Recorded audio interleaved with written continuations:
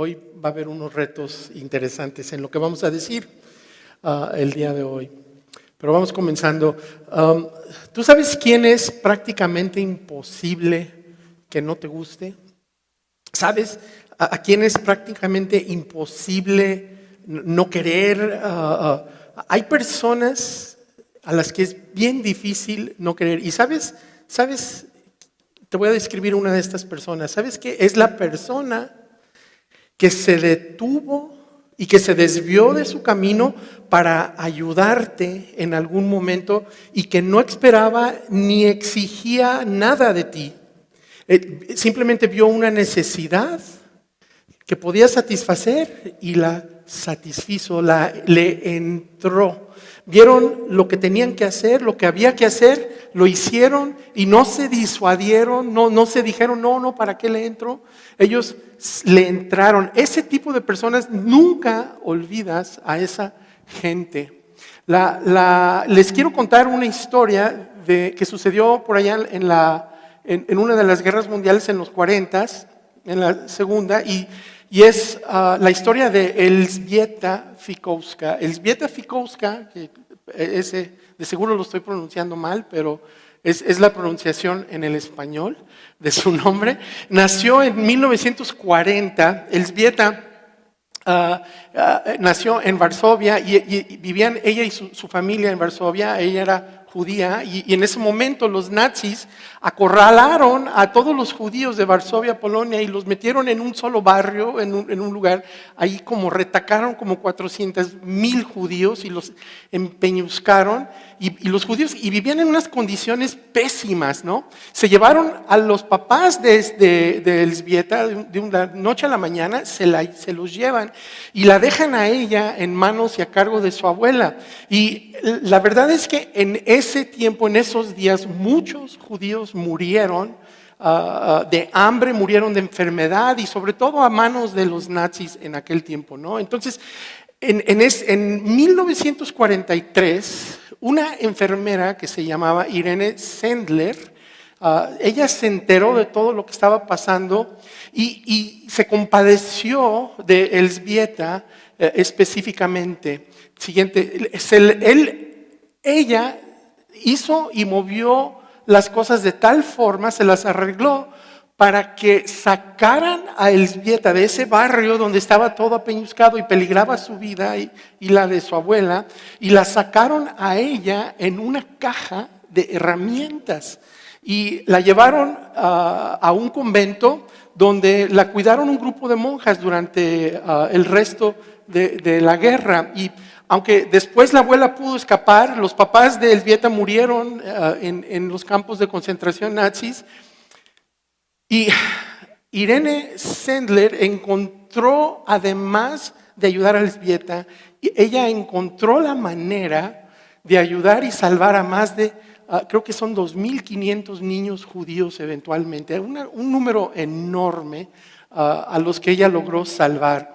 Y la verdad es que sin esperar absolutamente nada a cambio, Irene ni en su más máxima expresión o máximo pensamiento estaba ella esperando recibir algo o algún favor de parte de Elżbieta o cualquiera de esos otros niños. Simplemente vio una necesidad y ella quiso participar, tomó acción para ayudar, ¿no? Y es gente así que es prácticamente imposible que no te guste o es prácticamente imposible no querer parecerte a ellos, ¿no? Pero déjame decirte, si tú crees que esta historia que te acabo de contar de Elżbieta es increíble, espérate, no vas a creer lo que Jesús dijo en una ocasión y que vamos a ver en esta cuarta parte de Investigando a Jesús.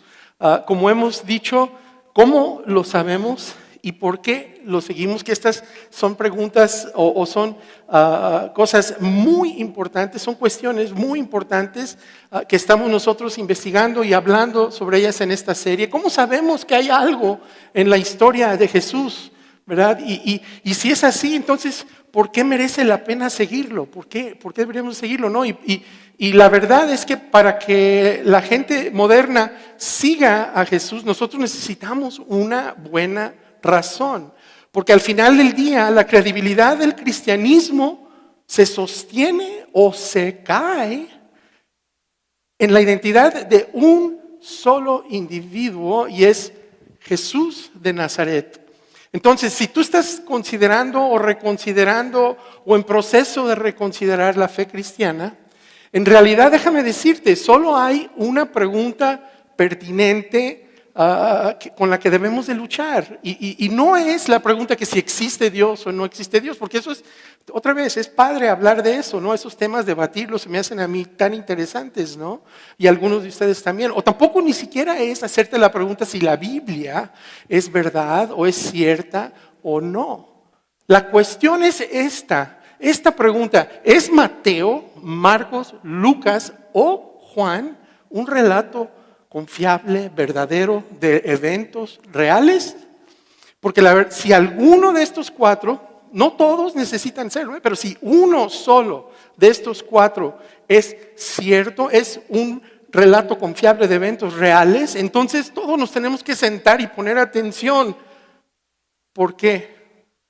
Porque si Jesús hizo lo que dicen que hizo, y si Jesús enseñó lo que dicen que enseñó, necesitamos poner atención a lo que enseñó, a lo que dijo y a lo que habló. Así es que en esta serie estamos explorando un relato sobre la vida de Jesús, y este relato tiene un nombre y se llama Lucas. Está sentado sobre el libro que se titula Lucas, y es un escrito hecho por el autor que precisamente lleva el nombre de Lucas. Era el doctor Lucas. Cuando Lucas escribe este libro, él no está sentado, o este escrito, él no está sentado diciendo: voy a escribir un libro religioso, voy a escribir un libro que a futuro muchas personas van a verlo y lo van a leer como un libro religioso. Él no está escribiendo así. Lucas, cuando él escribe esto, y nos lo dice al principio, ¿verdad? Cuando él escribe, él está documentando la vida de alguien. Y no fue él el único, ¿verdad? Los acontecimientos que rodearon la vida de Jesús eran tan notables, tan notables, que tenían que ser contados. Y precisamente él abre diciendo: muchos, y muchos es más que cuatro, quiero que sepan, muchos han tratado de poner por escrito la historia de las cosas que se han cumplido entre nosotros, tal y como nos las transmitieron quienes las vieron, testigos oculares, testigos presenciales desde el principio, y luego los proclamaron. Lucas, otra vez, no estaba escribiendo la Biblia, él nos está contando lo que pasó. Y él comienza con el detalle del nacimiento de Jesús, y luego nos presenta a su pregonero, a su acto de apertura, que es Juan el Bautista, y nos comenta y nos documenta entonces la misión de Jesús, que Jesús mismo nos la dijo. Jesús mismo nos dice a qué había venido, y él dice: es preciso que anuncie las buenas noticias del reino de Dios, porque para esto fui enviado. Las buenas noticias del reino de Dios, porque para esto fui enviado. Y aquí entre paréntesis, Jesús no había sido crucificado todavía. Entonces, ¿qué son las buenas noticias del reino de Dios? Esas preguntas se las dejo. Pero la descripción que hizo Jesús del gobierno y el reino de Dios era una descripción acogedora, era una descripción, era un tema relacional y era un tema sin fronteras. Entonces parecía que todo el mundo estaba invitado e incluido en esto. Y Jesús, cuando él habló de un Dios que no conocía o no reconocía la segmentación o la estratificación de la raza humana, una estratificación o segmentación artificial armada por nosotros mismos, y él tenía poca paciencia con ella. De hecho, todo el mundo, porque para él todo el mundo está dotado de un valor inherente, desde el momento que están hechos o que estamos hechos a la imagen y semejanza de Dios. Todos deben ser tratados con dignidad. Y es evidente para nosotros, pero no lo fue hasta que llegó Jesús, ¿verdad? Y es allí donde terminan los seguidores de Jesús, abrazaron, defendieron y modelaron obstinadamente esta ética de la nueva alianza de Jesús, de amar como somos amados. Y la gente floreció. Donde hacían esto, la sociedad florecía. Caían los muros y se derrumbaban los sistemas de castas.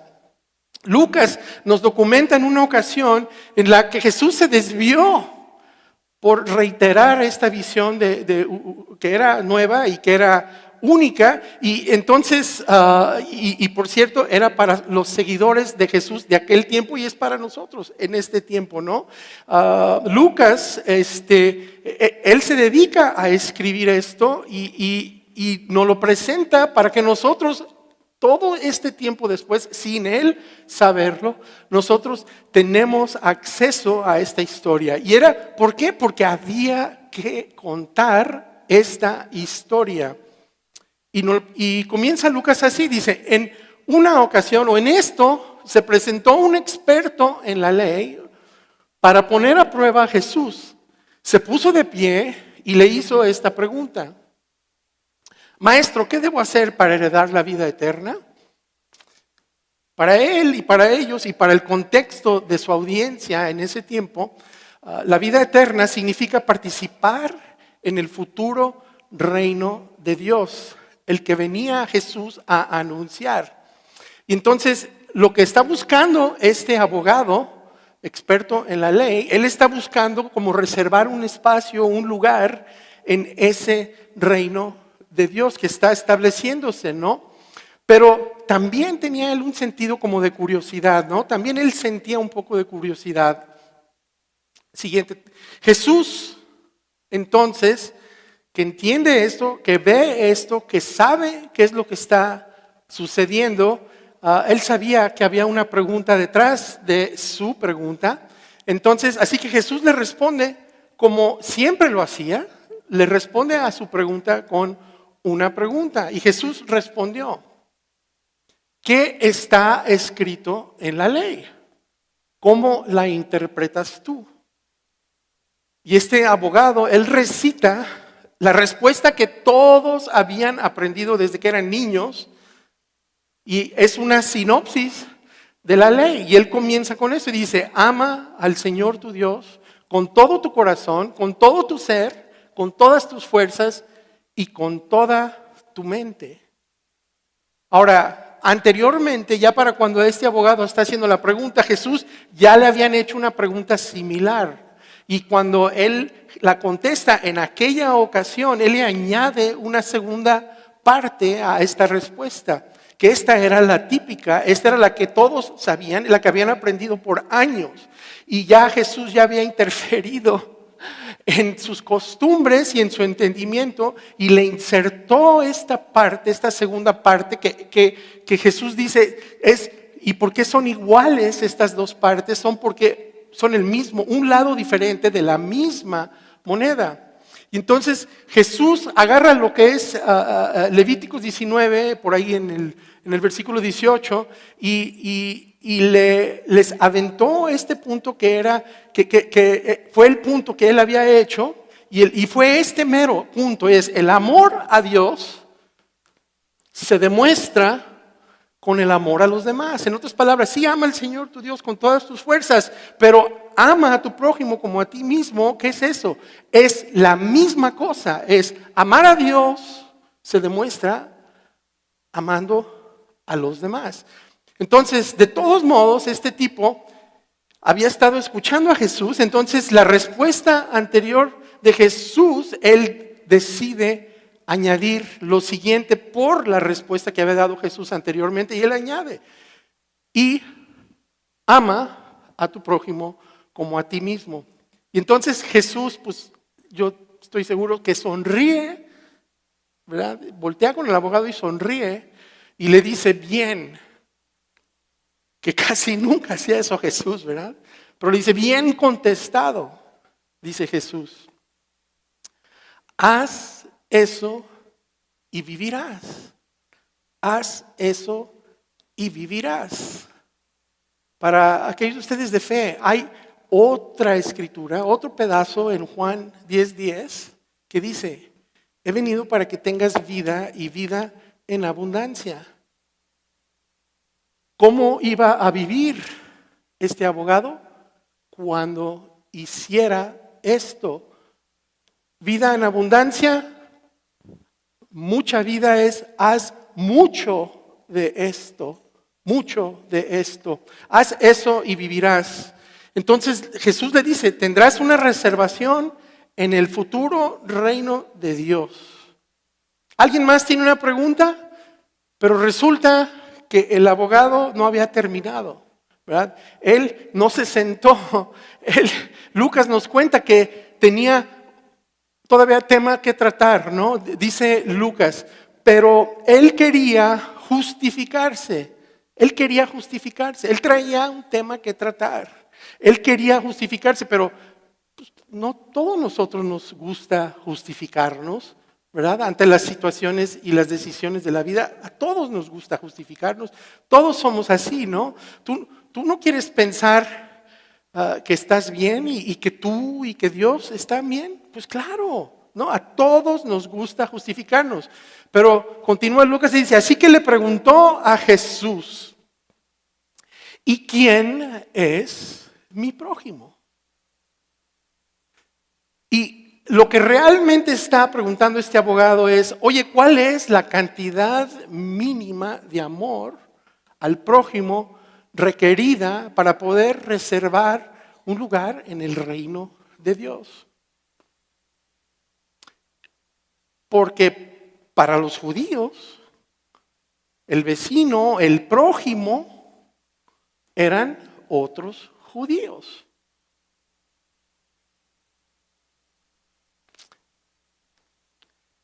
Entonces, ¿qué está preguntando el abogado? El abogado está diciendo a qué subgrupo o subconjunto de judíos estoy yo obligado a amar. Y él cree y espera que él ya había cumplido con este requisito, ¿verdad? Y en la manera típica de Jesús, Jesús voltea y no le responde a la pregunta. Este maestro, este rabino, no le responde a la pregunta que le habían hecho de manera directa. Él responde a una pregunta que le debió de haber hecho el abogado. Y la verdadera pregunta no es ¿quién es mi prójimo? La pregunta que Jesús quería que entendiera es la siguiente, es ¿cómo es el amor al prójimo? ¿O cómo actúa el amor al prójimo? ¿O cómo es Dios? Entonces, Jesús en ese momento, para hablar con ellos y explicarles, lanza tal vez una parábola de las más desorientadoras, de las que cambió la mayor cantidad de paradigmas y tan fue así que todos hemos escuchado algo sobre esta parábola. De hecho, los seguidores de Jesús la viven esta parábola. Y más importante que conocer la historia, lo que Jesús quiere decir es que esto es lo que significa seguirme. Así como es esta historia, esta parábola, así es nuestro Padre que está en los cielos. Y comienza Jesús y dice, bajaba un hombre de Jerusalén a Jericó y cayó en manos de unos ladrones. A ver, espérame. Prójimo, estamos hablando del prójimo. Y ahora estamos hablando de ladrones. De hecho, esta era una caminata o un caminar peligroso, eran como 17, unos 23 kilómetros, 24 kilómetros aproximadamente, a través de un terreno rocoso en el desierto con cuevas a lo largo del camino. Y dice Jesús, le quitaron la ropa, lo golpearon y se fueron dejándolo medio muerto. El pueblo sabía que lo que seguía en esta historia era que los animales iban a acabar con este hombre al anochecer.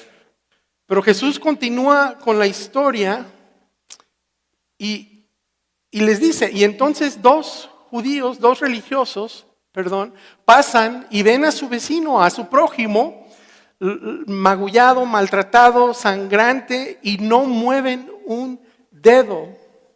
Y el público, la audiencia, por la forma en que ellos tenían su consideración hacia este tipo de personas, a lo mejor pensaron, ¿sabes qué?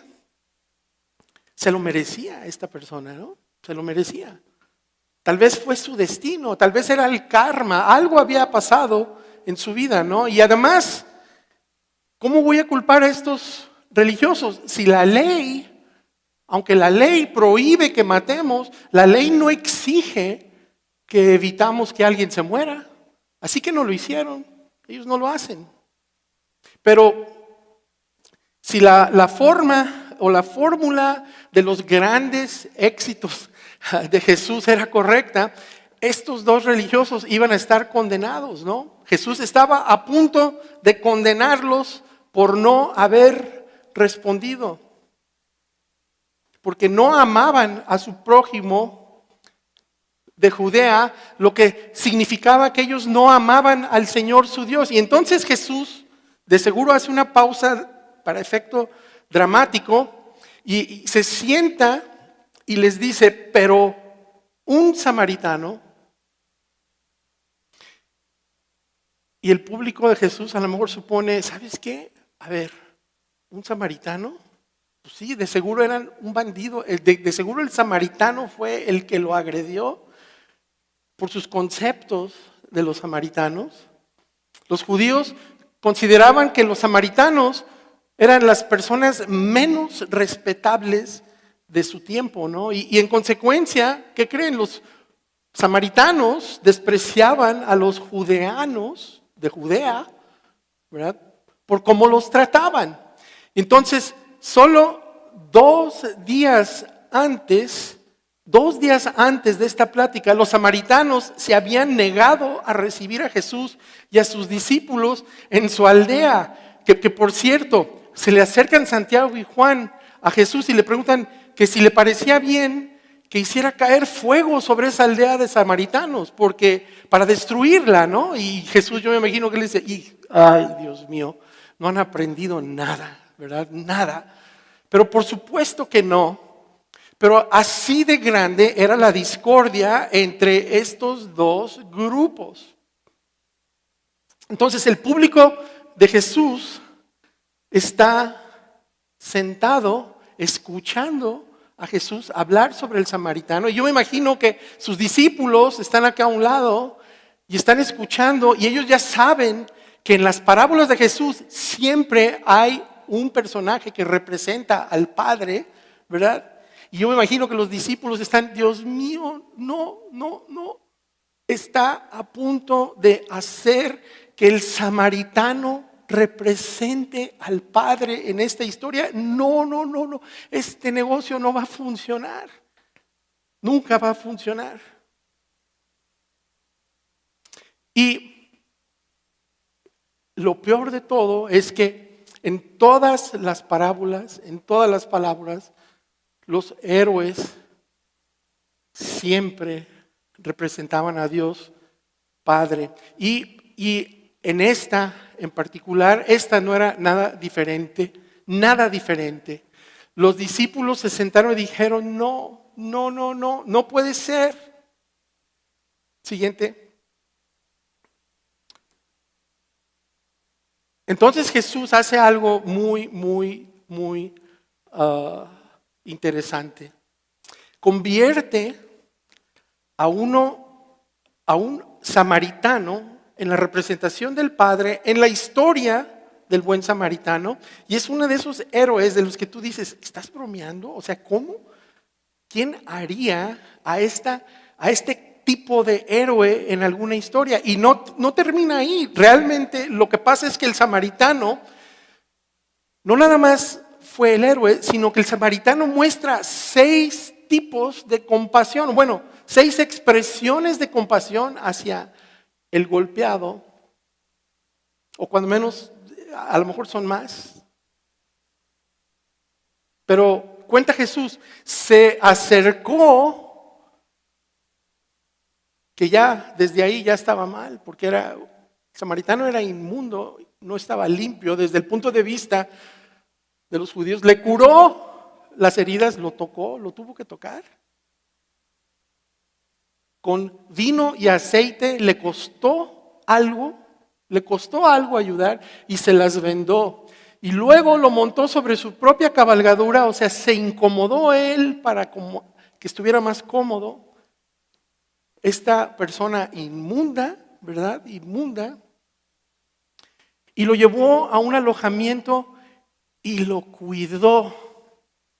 Y luego Jesús les restriega en la cara al público que no puede creer que Jesús está diciendo lo que está diciendo. Y dice que se queda toda la noche cuidando al tipo. No nomás fue y lo llevó, se queda toda la noche cuidando al tipo. Y al día siguiente sacó 2 monedas de plata, en algunas traducciones dice 2 denarios, y se las dio al dueño del alojamiento. Espérame, estuvo con él y luego aparte le deja lo suficiente como para pagar el alojamiento y comida de este hombre durante más de 2 semanas para alguien a quien él no conoce. Dice Jesús que el hombre dijo, cuídamelo, y lo que gaste usted de más, le dice al que le dejó encargado al hombre, yo se lo pagaré. Pero espérate, ¿va a regresar? Cuando regrese, ¿va a regresar? Y sí, claro que regresó. Y el público para estas fechas está completamente, para este momento, está completamente en silencio, está conmocionado, no, está confundido. El abogado está confundido. Y entonces Jesús hizo algo que su audiencia la inmediata, no viviría suficiente tiempo para apreciar lo que Jesús hizo en ese momento. Y mira, si tú no eres cristiano o si tú no eres seguidor de Jesús, o si dejaste la fe, déjame decirte, yo no tengo palabras para poner alrededor de lo que Jesús hizo enseguida. Pero lo que sí sabemos es que lo hizo, es innegable lo que te voy a decir. Y fíjate, y es un recordatorio del peso de lo que Jesús enseñó y cómo sus palabras moldearon y han moldeado culturas en todo el mundo. Y entonces Él redefinió el concepto del prójimo para todo el mundo y para todas las naciones y para todas las generaciones. El prójimo, en la forma que Jesús lo definió, ya no tiene que ver con una cercanía o una proximidad física o geográfica. Jesús amplía la idea del prójimo más allá de lo que era Judea, más allá de lo que era Galilea, y Él amplía más allá de a quién conoces y a quién no conoces. Él la expande más allá de los límites de las escrituras de ellos en aquellos tiempos. Y Él lo hizo con una pregunta perfectamente oportuna, una pregunta perfectamente creada y una pregunta perfectamente formulada y entregada. Y es una pregunta que nos obliga a examinar nuestros corazones. Es una pregunta que nos obliga a examinar nuestros prejuicios, nuestro desprecio que tenemos a veces por la gente que no es como nosotros, que no vive como nosotros, que no cree como nosotros y que ni siquiera nosotros les gustamos a ellos. Y durante 2000 años el mundo ha sentido el peso de esta pregunta molesta. Y es molesta porque todos sabemos la respuesta. Todos la sabemos. Entonces Jesús mira al abogado y le dice, ¿cuál de estos tres piensas que demostró ser el prójimo del que cayó en manos de los ladrones? Y si están ellos poniendo atención, el público que de seguro están poniendo atención, y si tú has estado poniendo atención, tú sabes que hay una implicación en esta pregunta, más allá, algo detrás de esta pregunta. Y te voy a decir cuál es la implicación, es esta implicación. ¿Cuál de los tres amó a Dios con todo su corazón, alma, mente y fuerzas al amar a un extranjero como a sí mismo? Y aquí es donde hay un problema para este abogado. Si el abogado responde a la pregunta, él va a tener que rendir cuentas de su respuesta. Igual, si tú respondes a esta pregunta, tú vas a tener que rendir cuentas. Entonces el abogado no puede atreverse a responder directamente. Y cuenta Lucas, dice, el experto en la ley respondió, ya sabes, el que se compadeció de él, ni siquiera pudo decir la palabra samaritano. El que vio una necesidad y la satisfizo. El que vio lo que había que hacer y lo hizo.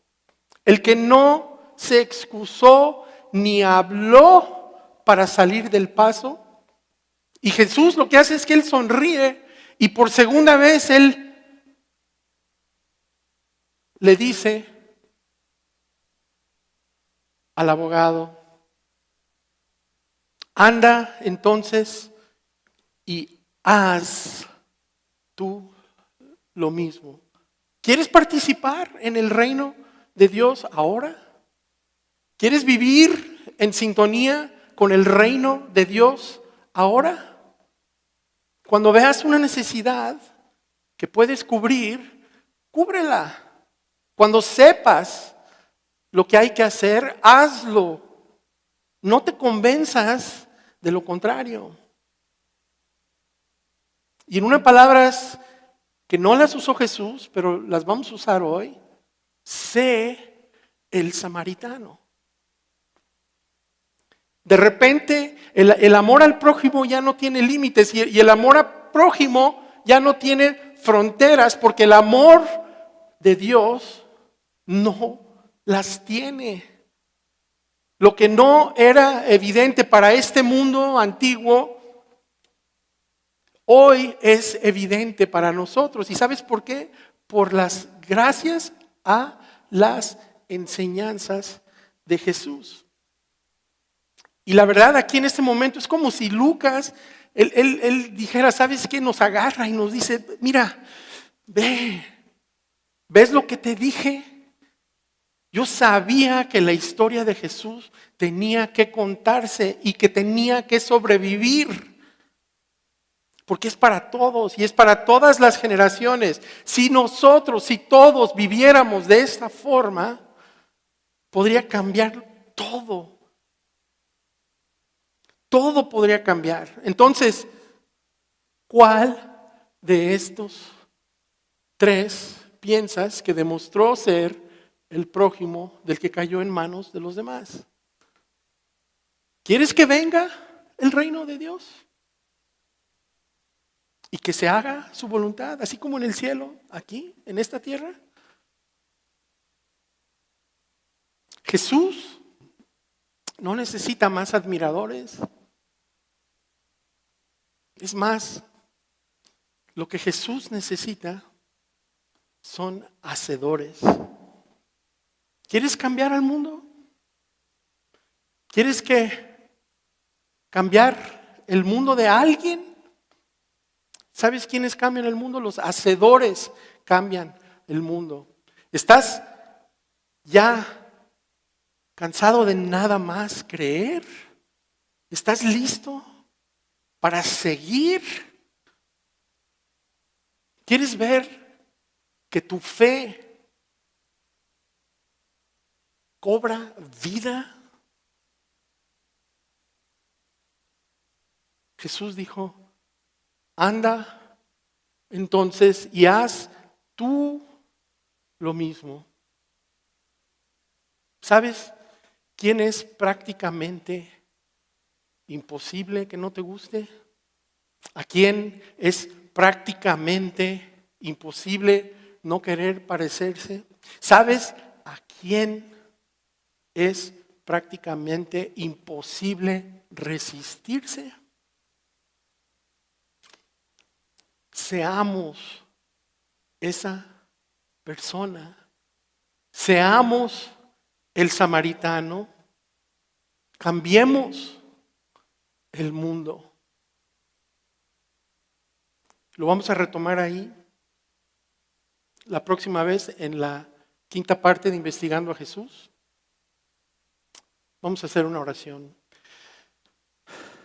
Padre, gracias por este grupo de personas aquí presentes y en línea que pudieron escuchar y que pueden escuchar el mensaje de hoy. Yo te pido que instes en sus corazones, que muevas sus corazones, les des el valor y el coraje para moverse, de admirar tus mensajes, de creer en ti, a hacer lo que tú nos has pedido que hiciéramos.